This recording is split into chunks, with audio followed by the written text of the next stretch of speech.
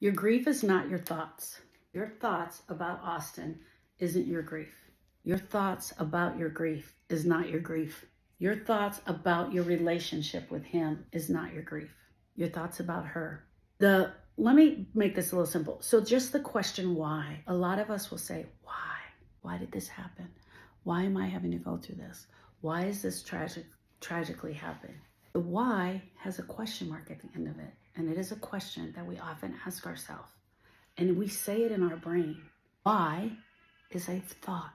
It's a thought. Because our brain is trying to search out what has just happened. And so it'll send us that question, why?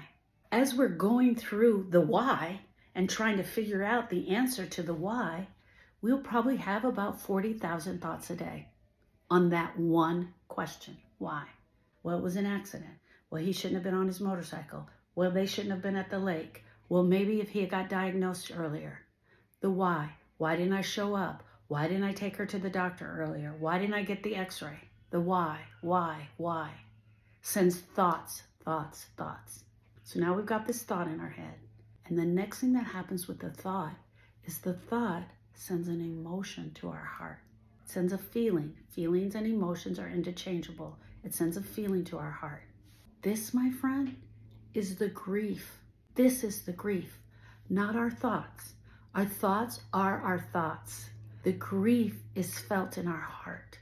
It's felt right here. Grief is an emotional experience that we feel in our heart. We feel the emotions of the grief.